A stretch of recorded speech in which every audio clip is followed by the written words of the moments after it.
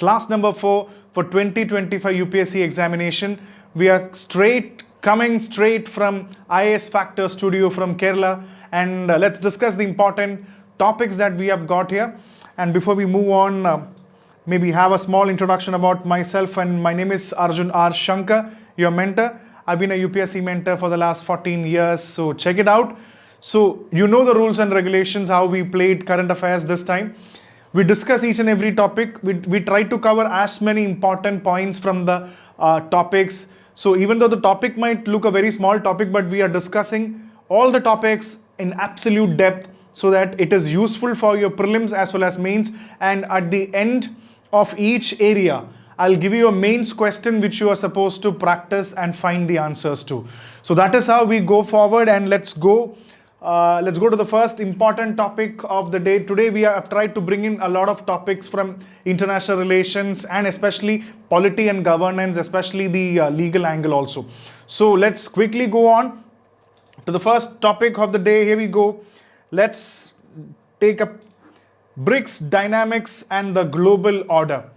So you know that you must have heard about, when you read newspapers, you must have read the BRICS, the BRICS grouping. Just like we say G20, just like we say ASEAN, there are different groupings of different countries. BRICS is a very, very important organization since last so many years.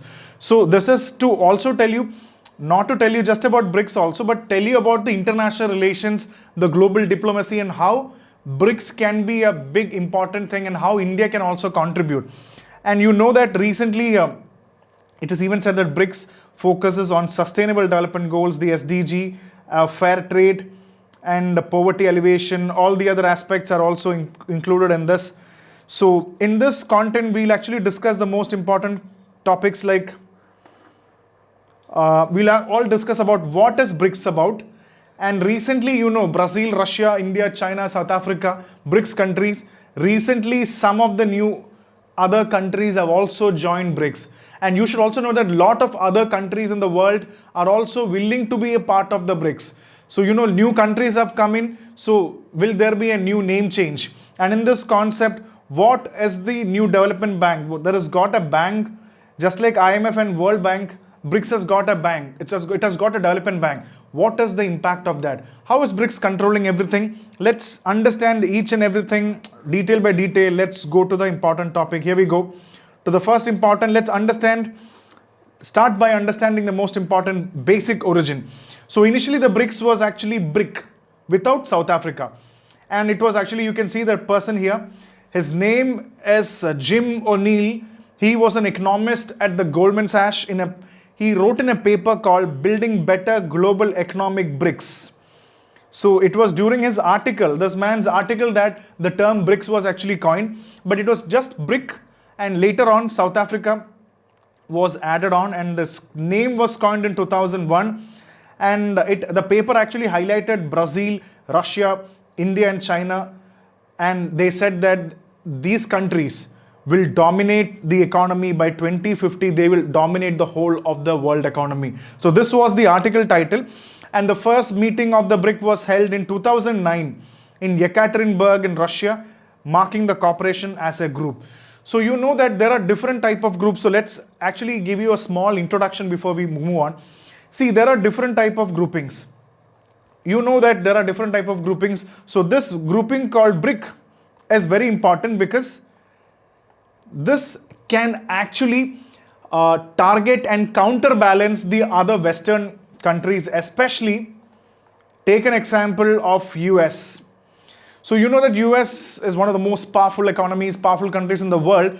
While you create a good group called BRICS, it can actually include a lot of developing countries and some countries which can dominate. So this is one such way of counterbalancing the US. And also you should know that there is something World Bank and IMF. So all of them are backed up by Western support. So you need a new financial system also which will be useful for developing countries. So this is all the important reason why BRICS was created. Let's decode it one by one, and now let's take a look at this. The agreement was to create the bank was signed. So there was a new bank which was launched. The BRICS had a separate bank, just like IMF and World Bank. They even launched a bank in 2014, something to be noted. And you can see the bank is the new development bank of the BRICS. So now the members need not depend only on IMF and World Bank. You can have the NDB. And please remember what something called as the CRA, or the contingent reserve. The contingent reserve arrangement is also a part. So you can see it is actually headquarters in Shanghai in China. And 2010, South Africa joined forming BRICS. And 2014, you can just see it. BRICS is actually, you can see the headquarters. And you can see in 2010, South Africa is actually joining. And 2014, the new bank is created. And now you can take a look at this in 2024, the BRICS summit will be in Kazan in October. Russia is hosting it. With BRICS, Russia will show that the West, that it has still friends and allies in the rest of the world. So this is also an opportunity for Russia to show off against United States, to show that yes, we have support in other parts of the world too. So just take an, originally it was BRIC, and then it became BRICS, and then the new bank, the new development bank was also launched in. So all these are important aspects regarding BRICS that you should be noting here. And now let's take a look at this all. South Africa, as you know, joined in 2010. It joined in 2010. So why was this created? I told you what is the reason why BRICS was created. So first of all, take some point: economic cooperation between the countries, trade, investment, and greater voice in the global governance, challenge the dominance of Western-led institutions. That is one thing I told you. The Western-led institutions or US or other countries, everything, there is a global order which is actually controlled by them. There is a global order controlled by them. To move away from this, you can see, to move away from this, you need another organization called BRICS, which will be all partnering with the different countries. So this is another important point that I would love to bring you. Have you heard about, next is an important question, especially in international relations. It is very important that you know about what is the concept of a multipolar world. You must have heard, when you read newspaper, you must have heard about this word called multipolar and bipolar. And not the bipolar syndrome that you say, it's bipolar, unipolar. So there are different concepts like this multipolar world. So now everybody say that we need to have a multipolar world. So what do you mean by multipolar world? What do you mean by bipolar? It's very important to understand this equation also. So this can be a question for the mains, and it's very important that you know the answer. So ultimate aim of BRICS. BRICS wants a multipolar world. I'll tell you. Just imagine that in the world, there is only one country. There is only one country. Take an example of USA. If the whole world is just controlled by one country, United States of America, everything, power, trade, investment, finance, everything is controlled by United States, then you should say that it is a unipolar world. That means the complete power, control, the economy, everything is with one country. But take an example of two countries. Maybe if the whole world is controlled by two countries, it's actually two polar. It's actually two polar countries, just like United States and USSR. During the Cold War time, you must have heard about the Cold War. It was actually a bipolar or a two polar countries. And now you can see that there are different countries. Say, taken the example of China, India, Australia, Brazil, Russia, South Africa. There are different countries around the world. So the power, the structure, everything, the governance is all distributed. It's distributed among different countries. So the power structure sharing is distributed between different countries. This is the concept of multipolar. Let us draw this in much more easier manner. So let's take the important point. I've already given you the most point. Let's take in. It refers to a geopolitical system where power is distributed. The key word is distributed among multiple countries. One is distribution. Rather than being concentrated in the hand of a single unipolarity or bipolarity. It's distributed. That is the key word that you'll note here. And in multipolar world, several countries or blocks have significant influence over international affairs, leading to more interaction. So this is what we said. And some argue that the world is moving towards a multipolar system with rise of China, India and other countries challenging United States. So there are new countries coming in. China, India's rise is really a big thing. So that is towards multipolar world. And BRICS definitely is a good example of a multipolar world in the creation. So I think now you know what is the power distribution of multipolar world. So please understand, this is how we understand the multipolar. And maybe take a close look at what is the concept of, maybe we can even look further and understand about the other things like, let's take in by unipolar. That means one nation or one state possess disproportionate amount of power. Just one country has a lot of power. That is unipolar. And bipolar is a type of international system characterized, you can see. At one time you can see China and US, where both powers are between two things. It can become an economic power, military, cultural influence, any power can be a part of that. So this is basically the concept of bipolar world, unipolar world and multipolar world. So this is also a very important topic that you should be knowing for the exam. And now let's see why BRICS is a very important and a big thing that people say. Let's understand what are the important things that they say about it. So one is, it has a combined population, and please take in this point, apart from the main countries, there are new countries that have joined. Egypt has joined, Ethiopia has joined, Iran has joined, Saudi Arabia has joined, and the United Arab Emirates has joined. So new countries are about the BRICS group, so it is becoming a much more bigger group. And you can say that why BRICS is a big thing is because the population. It is the population of about 3.5 billion or 45% of the world's population is actually representing BRICS. That is a big thing. And when you combine the economies, it's more than $28.5 trillion. About 28% of the global economy is part of BRICS. Again, an important point.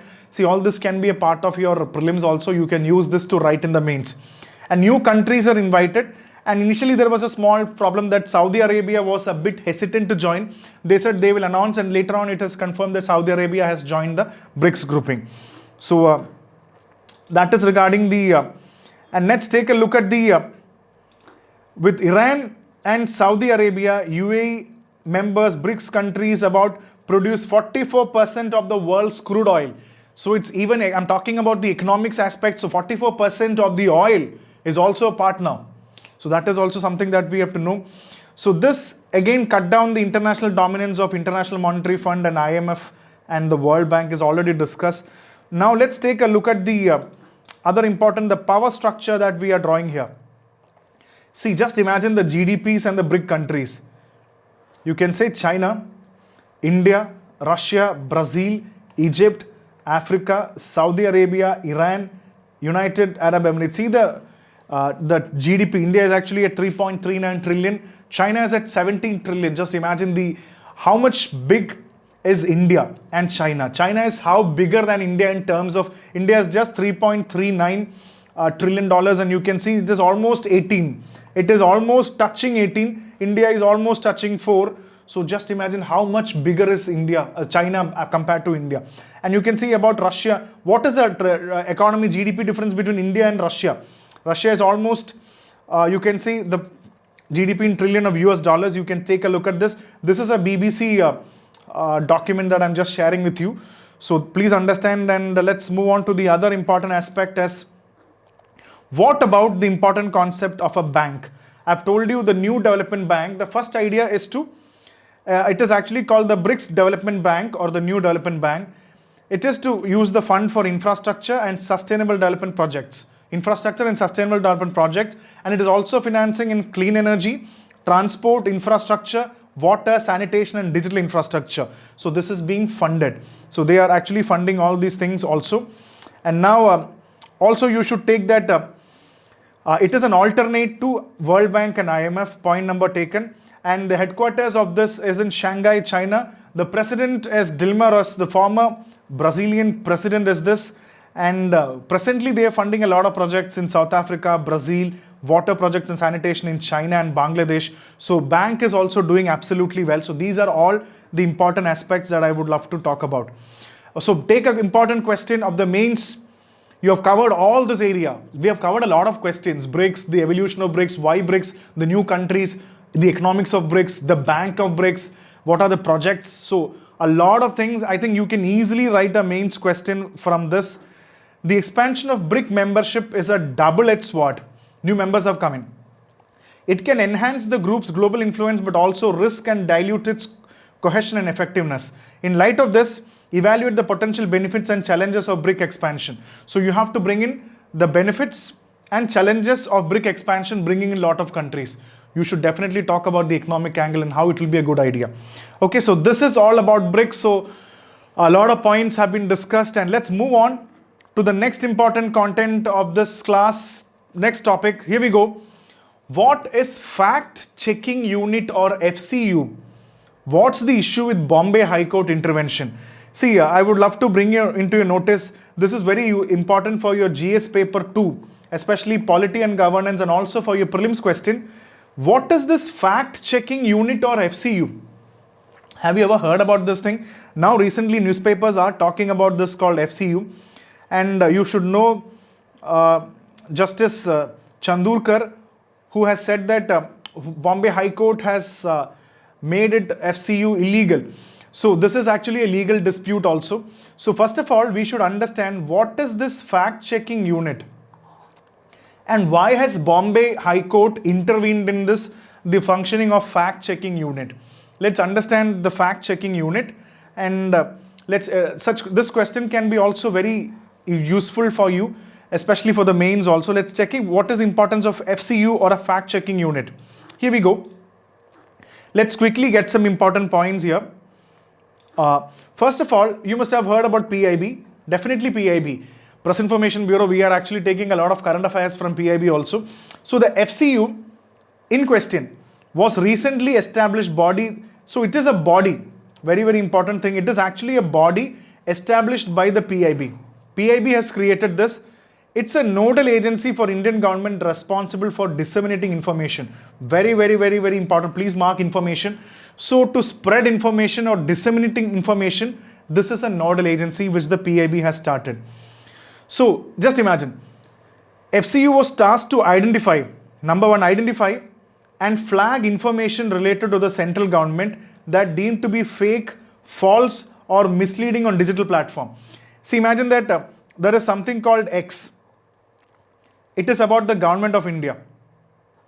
It is actually published on a platform like this.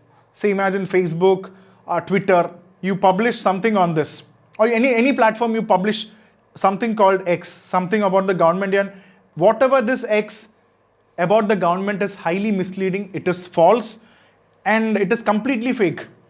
So, under the amended IT rules, if the FCU flagged content, social media platforms were obligated to take down or risk losing the safe harbor. So, imagine that I've told you there is something called X which is related to government is completely fake. If you have published it, according to the amended IT rules, the FCU will have to take down this post X. You'll have to remove this. Or else, you know what will happen? Imagine if it is Facebook. Just imagine if, just take an example, if it is Facebook or another platform called Y, the rights of the Y, the protection and the legal liability or the legal immunity of the platform will be taken by the government. It will be taken down. So this was a serious law. If imagine, maybe I'll tell you how the FCU actually work in a much more easier manner. So you can understand it much more easy. It was set up in 2019 to counter misinformation about the government. So 2019 they created this, and it had the power to compel social media platforms to remove content if it is false. If it is actually another news, so this is a news. This is on the government. If it is said that it is fake, false, remove it. You have to remove it. FCU, the fact-checking unit will find out and ask you to remove it. It was criticized for the potential enable censorship and free speech. So, what do you think this will be misused? Free speech is again an important issue, so it should not be misused. That is why we have to find out. So, in essence, FCU was intended to be a tool to combat misinformation, but its implementation raised significant concern about the government overreach and impact of freedom. So this is the important factor why it was contested. It was actually contended because when you cut down, when you post something, the government says, the FCU says it is false, it is fake, the social media is asking you to remove it, That means, don't you think there is a government overreach? Point number one. Point number two, don't you think there is a freedom of expression is violated? All this need to be understood in this point. Okay, that is how we have to get this point. And let's take a example of our Rajeshwar Bhai, which we always give an example. Our Rajeshwar Bhai, imagine that Rajeshwar Bhai is a school principal. He is a school principal. Let's take an example how FCU works. So imagine that Rajeshwar Bhai is a school principal. What happens is, rumors have spread that the school principal Rajeshwar Bhai is secretly a superhero like Superman. He's a superhero like Superman. So this rumor spreads quickly in the school with the parents, everybody. So some believe that Rajeshwar Bhai in the night secretly is a superhero like Spider-Man, but some say that he is just a principal. So to address the situation, the school decides to create something called a rumor control committee. They'll create a rumor control committee just like the FCU. Please understand, when there is an issue, the FCU will be there. There will be an FCU, and the FCU will consist of teachers, student representatives, everybody, and they will decide. Now you can understand it. After this, and now they will decide. They will actually gather evidence, talk to relevant people, cross-check information about the rumors, and then they will decide. If they decide that they have got evidence, they'll say that yes, Rajeshwar Bhai is a superhero, and if they believe there is no evidence, they'll say no, he's just a principal. This fact-checking, this is the concept of, take the word fact-checking unit. This is the fact-checking unit. I've made it much more simple and interesting in this concept because now you will understand how fact-checking unit works. It is how they check the facts. So this is how they check the facts and get some facts correct.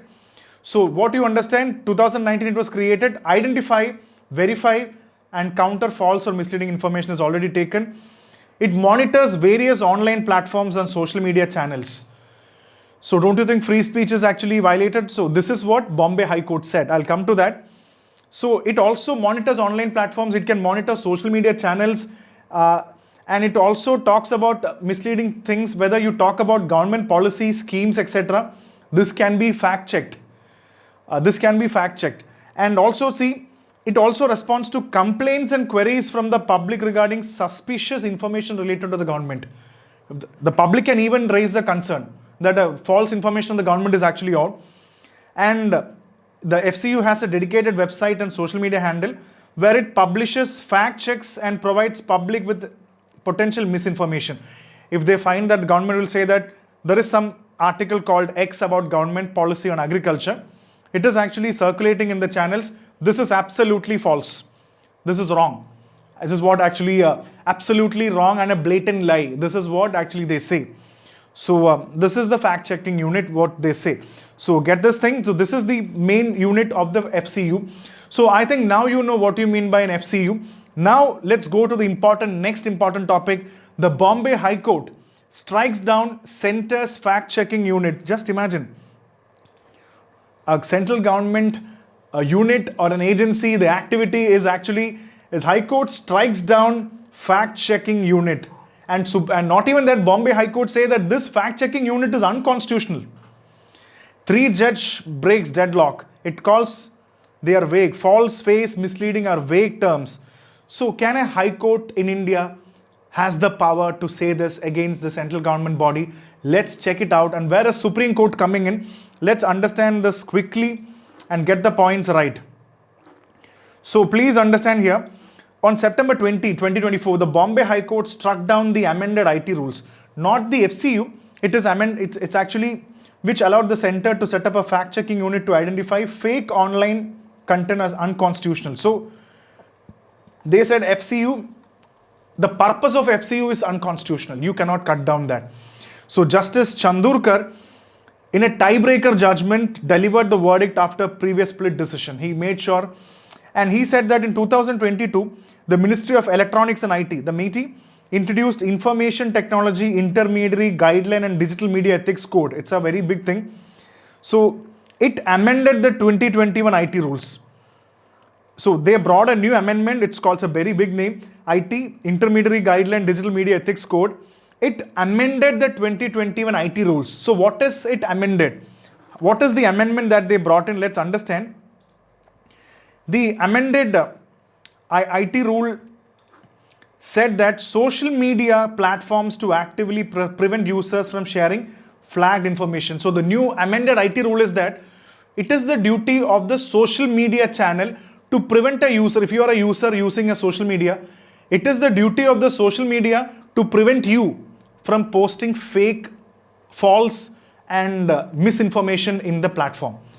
And if the social media, if it is Facebook, if it is not removing such content within 36 hours, these platforms will lose legal immunity.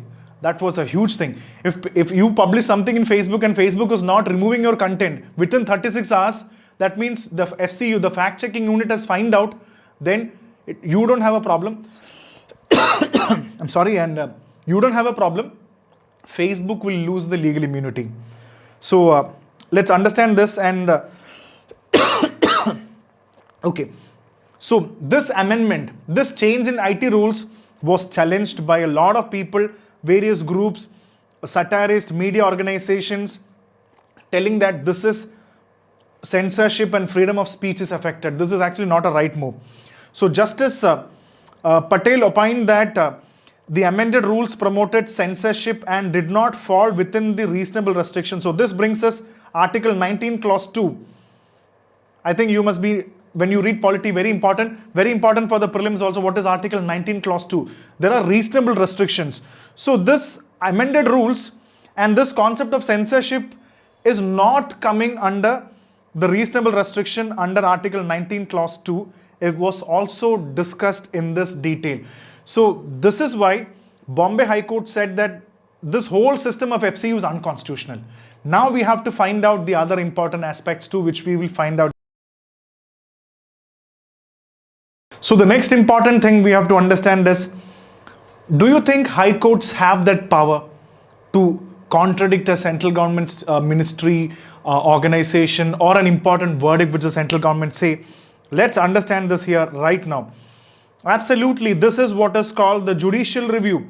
The high courts in India absolutely have the power to criticize and even strike down central government policies if they find those policies to be unconstitutional or in violation of the fundamental rights.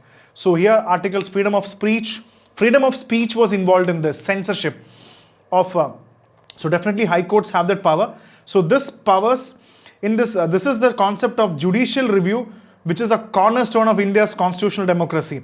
High courts along with the Supreme Court have the authority to examine the legality and the constitutionality of law. So if you understand, simply understand, if the government is making some law, the High Court and Supreme Court in India has the power to examine whether this law is legal, whether this has constitutional, and what is the constitutional element, is it violating some principles, especially fundamental rights, then the Supreme Court or High Court can intervene. It refers to the power of the judiciary to examine and determine legality and constitutionality of actions taken by legislature, executive and administrative branches of government.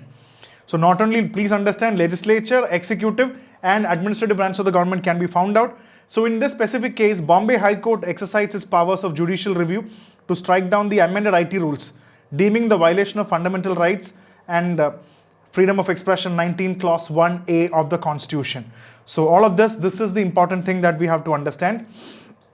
And now let's understand, before we end this topic, is Supreme Court, what are the Supreme Court options like this? If a High Court is actually making a judicial review, it is actually crisscrossing the government policy or a government law. What are the options with Supreme Court? Let's understand. The Supreme Court will likely admit an appeal against the Bombay High Court decision. Definitely, it will schedule a hearing between both the petitioners, the government as well as the court. They will actually listen to both the parties. The Supreme Court will delve into the interpretation of Article 19 Clause 1A, freedom of speech and expression, and 19 Clause 2. Please remember, these sections can appear in the current affairs. Prelims, please check about this. Article 19 Clause 1A and 19 Clause 2, reasonable restriction. They can ask you, what are the reasonable restrictions? I'm not going much into all those concepts now. Please understand this. And Supreme Court, two options of the Supreme Court. They can agree with the High Court's ruling and uphold the striking down of the amended rules, then means the rules is permanently invalidated. They can agree with this. Then they agree and they say it's completely invalidated. Second option is they can disagree the High Court and overturn High Court's decision. Then the government can continue with the amended IT rules. So it can, that is functioning. So this is the option of the Supreme Court. So, so with the small case of FCU, fact-checking unit, how many angles have we decoded? Why FCU is actually there? What are the aspects of FCU? Is it violating? And what is the Bombay High Court statement and the amended IT rules of the social media performance, and how FCU is a part of that? Find out the judicial review, all those aspects, very, very important. Let's take a question. The Bombay High Court's recent ruling on the government's fact-checking unit has ignited a debate on the balance between combating misinformation and protecting free speech. Discuss. So can you write this question? Please think it out. And now let's move on to the next important topic here. Here we go to the much larger topic. There are a lot of points. I'll be very quick. Next is India's bid. French President Macron supports India's bid for permanent membership in UN Security Council. So this is one thing that you will see in the newspaper every now and then. When they tell you is that every now and then you will see that there is even the mention of G4 countries, that India is trying for a permanent seat in the UN Security Council. India's bid for UN membership for UNSC. What is this all about? So first of all, you should know what is the Security Council, what is this whole system all about, and why is India wanting? Why do you think India has an original claim? Should you see partially, or let's take an impartial thing. Do you think India should be admitted? That is also a question. Should India be admitted in the UN Security Council? What merit is India having? And why do you think India is still not getting selected? Who are the problem creators? What is the criteria of making in? All this has to be understood in detail for prelims and mains. Again, a question from international relations. Let's go on quickly. Here we go. Okay. So imagine, what is this? I've got an example of big club here. Can you see this whole picture here? Just imagine UN security. You know, United Nations has different organs. So what are the 6 principal organs of the United Nations? Can be a mains question, can be a prelims question. Do you remember the 6 principal organ of UN? So one of the organ is the Security Council. Look at that. Imagine that this is a club. And in this club, you will understand, take a, I'll give an example to understand this. This club is a very elite club. See, there are only few chairs in this. That means only select people are, getting entry to participate in this. So there are one country here, there is another country here, there is another country here, another country here. So there are few countries who are part of this club. The rest of the countries, hundreds of countries, are outside this club, wanting to join this club. They all want to join this club because this club is a very elitist club. This club has got some power. It has got some power. This is the same case with the UN Security Council. That is why all of them are actually wanting to be a part of this, especially India. Not only India. Is India the only country in the race? No, there are other countries which are the G4 countries. They are also wanting to join this permanent thing. So this club is exactly the same thing. This is exactly like UN Security Council. Everybody wants to join this club because you get some powers. You get some power. What are the powers? We'll have to find out now. Okay, I think you understand this club. And now let's take some important points and let's take some facts. So UN Security is one of the 6 principal organs. I've just told you it is just principal organ. And these are the important things why everybody wants. The UN Security Council is it's primarily responsible for maintaining international peace and security. Very important. It has 15 members, including 5 permanent members. These are the P5 countries. Very important. Which are the P5 countries? That means China, France, Russia, UK and the US. Please remember, this can be a prelims question. Which are the P5 countries of the UN Security Council? China is, just imagine, China neighbor to us. France is a friend. Russia is a friend. UK, we were subjugated by the UK people, and US is also a friend. So these are the important countries which are part of this. And there are 10 non-permanent members elected for 2 terms, 2-year term. It rotates. So there are 10 other members.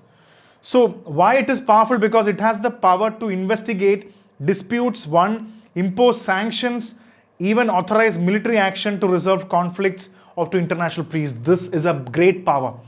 It can authorize all this, and it is the only UN body that can issue resolutions that are legally binding on all member states.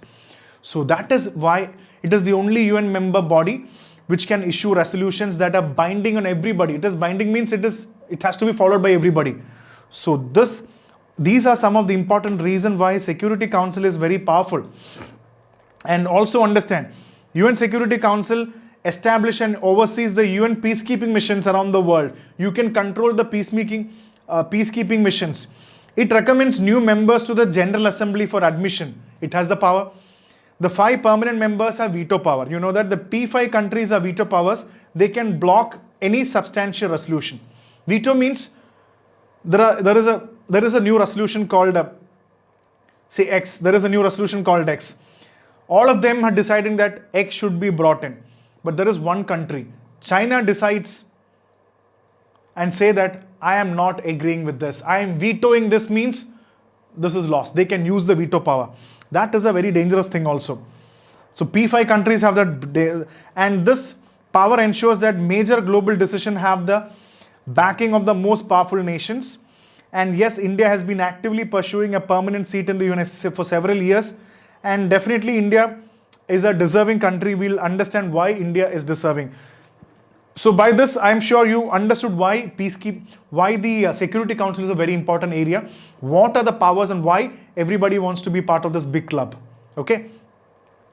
And now we'll understand who are the other countries. India is not only the one country in the race. There are other people in the race. Brazil is in the race. Germany is in the race, and Japan is also in the race. All of them are equally powerful countries. India, Brazil, Germany and Japan, and this is the G4. These countries are referred to as G4. They actually have formed a coalition to support each other's bid for permanent membership. They all want to get the permanent membership. And not only this, in the race, you can see this is a race. Apart from the G4 countries, several African countries also want this permanent membership. Even African Union has proposed that 2 permanent seats will be allotted to Africa. They have simply proclaiming it. They said 2 seats should be given to African countries also. There is no African representation inside this. So get this, P5, China, France, Russia, US, UK. And they have the veto power. Please understand, they have the veto power. So this is why the powers of this Security Council is discussed. And now let's discuss, how did these countries, the P5 countries, how did they become the members? Who made them permanent? Have you ever thought who made them permanent? It is not that one fine morning they became permanent. How did they become permanent? You should understand. They were the victors of World War II and the founding members of the UN. The permanent status was enshrined. So 1945, they got this. That is why after the World War, they got this position. And you understand, their membership is permanent and cannot be revoked or changed without a major amendment, which require all the 5 members. So that has never happened. They cannot be removed. They are permanent. If they want to be removed, there need to be a amendment or a change in the charter which requires all the 5 people's concern. So no country will say that I need to be removed. So this is not happening at all. So the 10 permanent non-members, what are the 10 other non-members? They are elected for a 2-year term by the General Assembly. Please understand, all UN member countries are eligible for election, but a retiring member cannot be immediately re-elected. All of them are eligible, but you cannot come, if you get a term, you cannot get a re-election immediately. So that are some criteria. And also understand that how this seat is, the seats are allocated on the basis of regional groupings. So please remember, the non-permanent members provide a rotating representation of the broader UN membership to enable a geographical diversity. You have to bring a geographical diversity, like Africa 3 seats, Asia Pacific 2 seats, Eastern Europe 1 seat, Latin American and the Caribbean 2 seats, Western Europe and other group, the WEOC 2 seats. So this is how they make the 10 members. And it is actually a secret ballot, requires 2/3 majority of the votes. It needs a 2/3 majority to get this 10 membership. There is no formal nomination, but still countries campaign for the support within the regional group. They campaign asking them, make us the member. And please understand, secret 2/3 majority is there. And this is how the seats are allocated to bring a geographical diversity. So 2-1, the Asia Pacific gets how many seats? Understand this. So this is all about the major thing. And next is why India wants a permanent seat and what are the procedures for this. Just because India say you cannot, is India eligible? Let's understand. India is definitely eligible because India is the world's most populous country, #1 eligibility. And it is second largest by area, 2. It represents 1/6 of the humanity, again 3. It is the 5th largest democratic economy in the country, 4. And it's got a large economic influence, 5. It is a large democracy. It's a major contributor to peacekeeping operations of UN. India has been a supporter for this, definitely yes. India plays an active role in major multilateral forums and initiatives, yes. India has maintained a consistent policy of non-alignment. India is always very considered to be very neutral in many situations. India has got its own stand. It does not align with many other countries. You know what is non-alignment movement. Please understand, very important for UPSC also, what is this non-alignment movement. So this is why they say India is perfectly eligible for all this. And now let's see what are the procedures for this. Don't say that it is an easy task. There are some procedures for this. The most crucial step is to amend the UN Charter itself. You have to amend the UN Charter. That is the #1 point. Amend the UN Charter. And that requires a 2/3 majority vote in the General Assembly. And ratification by, so first of all, you need to amend the UN Charter. And 2/3 majority of vote is needed in the General Assembly. And ratification by 2/3 UN member states, including all the 5 members. That make it very important. If India wants to come in, 2/3 majority of votes in the General Assembly, ratification by 2/3 UN member states, and 5 members, the P5 members should also agree. So gaining the support of all P5 members is very important. Particularly China and Russia is a significant challenge. To get the challenge, support of China and Russia, it's a big challenge because China, do you think China will agree for India making into it? Russia might come in. The biggest hurdle remains the veto of P5 members. Any member can veto this. That is the biggest challenge in this. So these are the procedures of Security Council. This is how India wants to come in. This is how it can come in. And before we end this topic, let's understand what are the 6 principal organs of UN. Please understand this can be a prelims question. First of all, it is the GA or the General Assembly. It's the policy making body. Second is the Security Council that we discussed, international peace. Third is the Economic and Social Council, focus on sustainable development. Fourth is the Trusteeship Council, which also, and is now, it's basically now, decolonized is now inactive. So Trusteeship Council is now inactive. International Court of Justice, the ICJ, it's the international judicial organ, and the Secretariat carrying day-to-day work. So please remember all these aspects. If for a prelims, you should be definitely knowing all this concept in detail. So this is all about India's topic, and let's take a mains question. Critically assess the arguments for and against India's inclusion as a permanent member of United Nations Security Council. What are the potential implications of India's inclusion for global governance and India's foreign policy? So you can read this question and see whether you can answer this question or not. So now let's take into another important topic, and here we go. The Delhi Chief Minister role. Why Delhi constitutionally has limited powers? You must have seen this interesting picture when you know that Arjun Kejriwal was actually in jail. The new Chief Minister took charge, and you can see a seat of Arjun Kejriwal was lying vacant. Sounds interesting. This is actually, Atishi takes charge as Delhi Chief Minister, but the Chief Minister's seat will always remain with Arjun Kejriwal. This is what he said. This is just like the example of Ramayana, where Bharata said that Rama's throne will be there. He is just a caretaker of the government. This is exactly what she said. But this is not our important discussion is, Delhi has got only limited powers. Why? And you know that when you compare Delhi with other states in India, why do you think Delhi has only limited power? Do you think that she is the Chief Minister? Will the police in Delhi listen to her? Or will it listen to the central government? There are some aspects which gives Delhi special status. So let's take it from a prelims and mains perspective and understand what are the important, from this topic, understand what is the important thing that Delhi has. So this is just like Kejriwal's, it's a symbolic thing, like Ramayana, that Lord Ram's throne is there. This is what the important political thing was. Now let's take the important content. So here we go. Understand Article 239, please remember Article 239AA. This article inserted by the 69th Constitutional Amendment. Please remember, 69th Constitutional Amendment 1991, that gave Delhi special status. So 239, 69th Constitutional Amendment gave Delhi the special status.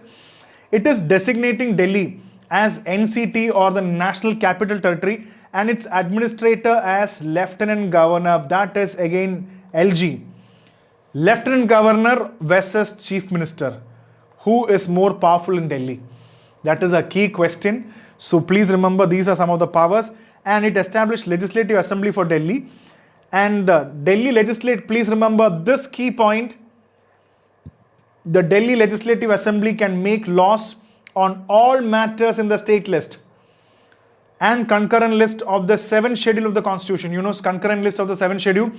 All matters in the state as well as concurrent, except the 3 important one: public order, police and land. Then what is the power? Delhi does not have the major powers, and there is some important reason why central government is owning the police and the land. Land is very important. Why do you think Delhi is not having? A lot of recent debates is showing that Delhi should be given the full autonomy. Delhi should be given the full statehood status. Full autonomy or statehood status mean you give the full control to Delhi. So this has to be understood.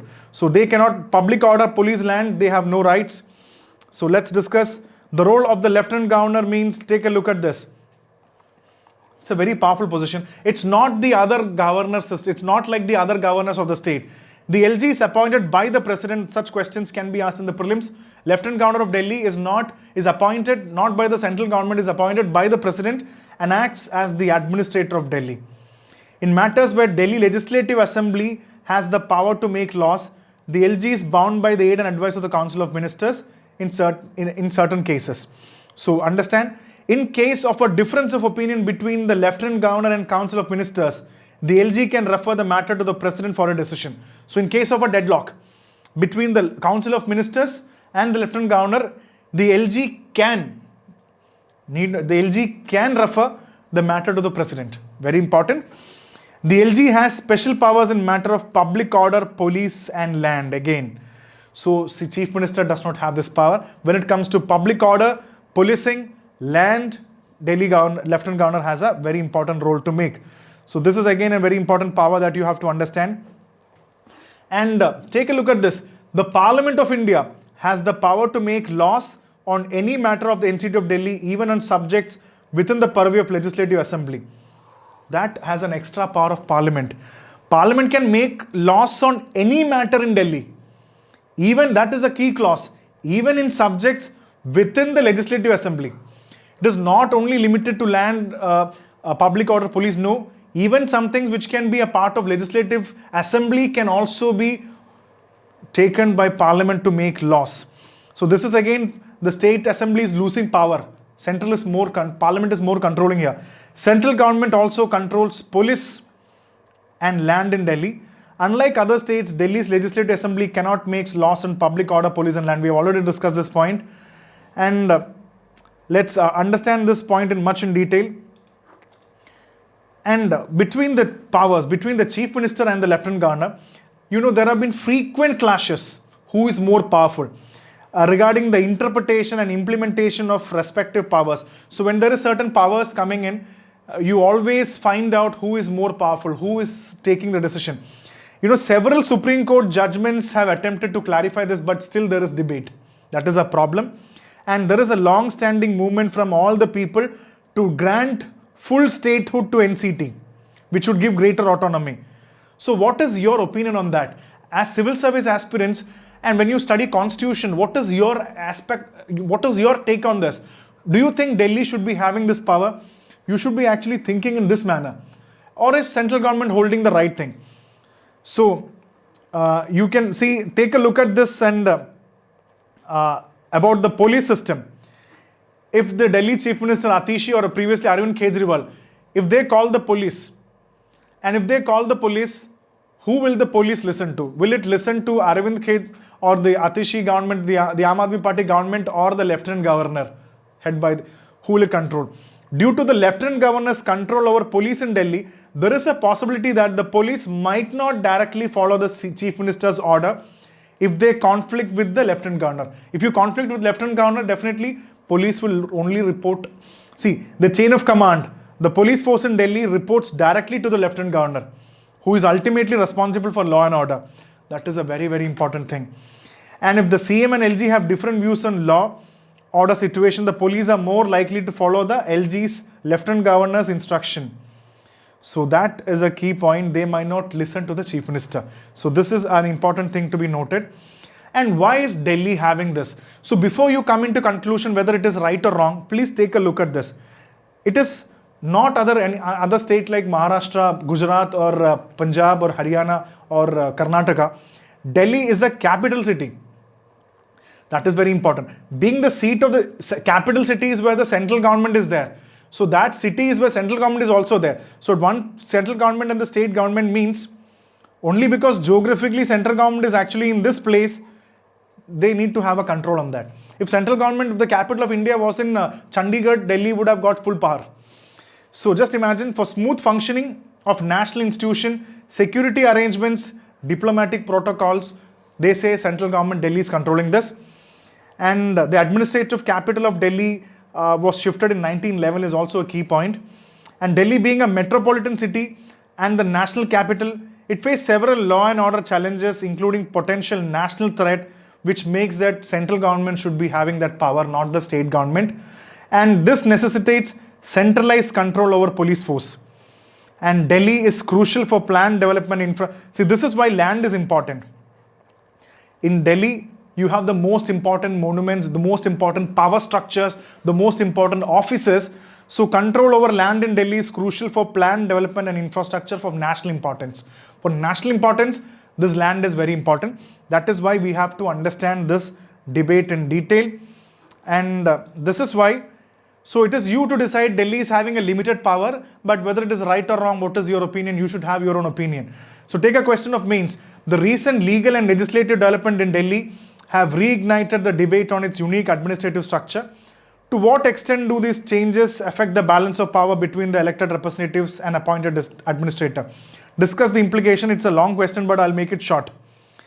So the recent legal and legislative development in Delhi have reignited the debate on unique administrative structure. So discuss implication for principle of self-governance and federalism in India's capital. How is this affecting is the question. You can answer this question. Here we go to the next important question.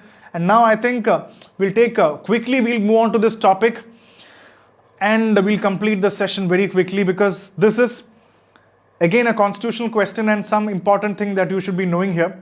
What is speedy trial? The Supreme Court said we need speedy trials in PMLA and UAPA cases. So what is this issue? And you need to know about speedy trials. Why speedy trials and bail are important? Let's understand. So in order to understand, let's quickly, do you remember what is PMLA? The Money Laundering Act and the Unlawful Prevention Activity Act. So the case is very simple. The case is very simple. So people, imagine that there are people who are booked under PMLA, and people who are booked under UAPA. They are booked under this. That means it's a very heinous crime. You get good punishment, you get rigorous punishment and fines. So what happens is, when you are charged, you are a person, there is a person called X, you are charged, or a group of people, they are charged with PMLA and UAPA. That means the chances of getting a bail is very difficult. You are charged with PMLA and UAPA, the chance of getting a bail is very difficult. So what happens is, the case is still ongoing. See, you have been charged about PMLA. There is a person who is charged, X is charged with PMLA, Y is charged with UAPA. They are not getting bail. You won't get bail for that. It's a heinous crime. You are still, the case is ongoing and you are still in jail. The problem is, while you are still in jail, the big problem is, while you are still in jail, here comes the most important thing. You are still in jail. The verdict is not coming. It is getting delayed. It is getting delayed. So the Supreme Court says, if you delay this process, maybe after some time it will come that X and Y have not committed the crime, but they have spent years in the jail. Who will take responsibility? This is not justice. So you need to have speedy trials is what Supreme Court said in the cases of PMLA and UAPA. You can book a person, but make sure the trials are quicker. Conclude whether he's a offender or he is not an offender. So that is very important. This is the case we have to discuss very quickly about the important provisions. We'll discuss it quickly.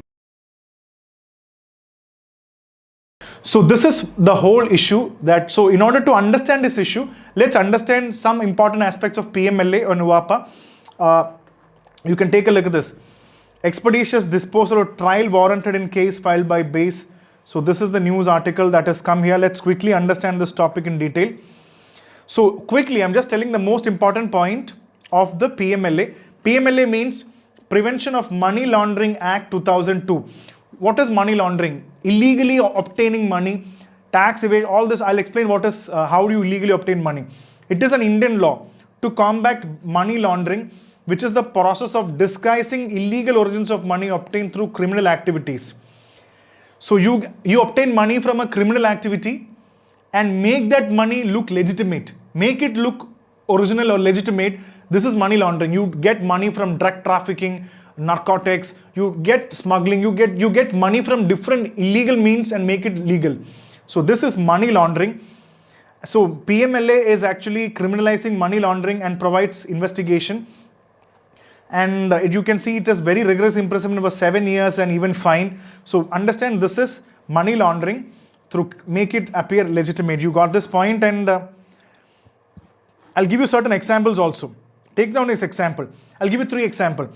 If you operate a shell company to layer funds obtained from drug trafficking, making them appear as legitimate business income, then you're money laundering.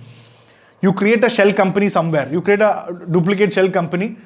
You get the funds through drug trafficking. You take that money to the shell company and take back that money as white money. Then you actually money laundering. And if you're an accountant who helps a client create false invoices to hide the origin of illicit fund. If you're an accountant, you actually help illicit or illegal money to be white or make it legitimate, then you are actually money laundering. A bank manager who knows and ignores red flags about a customer's large cash deposit falling to report them as potentially to money laundering. A bank manager who sees that one fine morning you have 10,000 crores coming from an account and still not red flagging it. So that is also money. You are also a party to money laundering. So you cannot money launder. So 2 important agencies that you have to remember is the FIU IND, the Financial Intelligence Unit India, the PMLA's most important organization. This is a central agency responsible for receiving and processing, analyzing and dissemination information relating to financial transaction, and obviously Enforcement Directorate. It is actually controlling the PMLA investigation and prosecution. So remember 2 important organization is PMLA it is FIU in the Financial Intelligence Unit. It receives, process, analyze, disseminates information relating to financial transaction, and Enforcement Directorate, the ED. Know about this, and this is the PMLA. Now quickly know what is the UAPA, and then I'll come to the legal angle. It is UAPA means the Unlawful Activities Prevention Act 1967. So UAPA, Unlawful Activities Prevention Act. So the word itself says UAPA. So please understand, it is a law to prevent unlawful activities that threaten the integrity and sovereignty of India. So if there is any activity tarnishing the integrity and sovereignty of India, you can be booked. You can be taken into custody under UAPA if you target target the integrity and sovereignty of the country. It gives the government broad powers to designate individuals as terrorist, prescribe organization and investigate, prosecute individuals for a wide range related to terrorism and other unlawful activities. So this is very important to be noted here. It has the power, the government has the power to designate individuals. They can call you as a terrorist. If you're involved in activity, they can brand you as a terrorist. It can call your organization as a terrorist organization. And UAPA allows the government to ban organization involved in terrorism that can disrupt the sovereignty and integrity of India. You know, there are a lot of organizations who might be working that can be a part of this.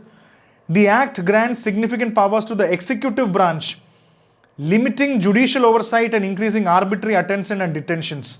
So The act has a lot of powers for the executive, the officers, and there is less judicial oversight inside this area. Less judicial oversight means judicial vision on this. You can be arrested for arbitrary reasons and they can detain you. So this is one such area which is misused, which they say UAPA is misused is because of the arbitrary arrest and the detentions. So this is in short understand about the UAPA or Unlawful Prevention Act. And now I think you got an idea about this. So please understand the topic in detail again. So expeditious disposal of trial warranted. All of you are booked under UAPA and the PMLA. You need to have a fast trial. That is the key question that the Supreme Court is actually saying. Fast trial is important. See, imagine that you are getting, just imagine you are getting you might get, you are just an accused person. You are an accused person, say you are an accused person, you might get an imprisonment of 7 years. But your case is not getting a trial, you are in jail for 3 years. And after 3 years, there is a verdict coming that you are not an offender, you are acquitted. So what about your 3 years? The state says it can compensate the 3 years. How can somebody compensate your 3 years? For simple reason, just for an allegation you are inside the jail. This needs to be taken away. This is what the article constitutionally says. Now, let's understand this question and take the point. Supreme Court has said that money laundering and UAPA, the judgment high threshold. So you say that provisions like section 45 of PMLA, which make it harder to get bail. So in this cases, both PMLA and UAPA, getting a bail is very difficult. So do not misuse that provision is what Supreme Court says. Do not misuse that provision. And this came in the context of granting bail to the Senthil Balaji, a former Tamil Nadu minister in a PMLA case, which they said, the court noted that rigorous bail provision of PMLA and UAPA would melt away if trials are delayed. And if already the accused has spent a substantial amount of time in jail, what if they were not convicted? So it will melt away. So it will melt away. The purpose of melt away. So, and this is also a violation of Article 21 of the Constitution, which guarantees the right to life and personal liberty. So in this case, Supreme Court has brought in Article 21 of the Constitution. Previously, we brought in 19. So remember all these articles. So they say a lot of activists, journalists are all saying that this needs to be very quickly done. So this is that in short article which talks about all these aspects. So critically evaluate Supreme Court stance on balancing stringent bail provision under PMLA and UAPA with the right to speedy trial under Article 21. Discuss the legal and constitutional implication of prolonged detention without trial and the potential for state accountability. So you can actually take a look at this question also and try to answer. If you want to give an answer to this question, try out this answer. There are a lot of points to be written. And now I think we will actually call it a day for today's session, because we have actually taken a lot of session. There are other topics. I'll take this topic quickly in the other current affairs class, which is coming just few days. We'll go for the class number 5. So all of you can please loop in to our current affairs classes. Do follow IAS Factor. And let's see for current affairs class number 5. Check out IAS Factor YouTube channel. We'll come quickly. So keep studying, keep preparing for IAS. Thank you. Thank you so much.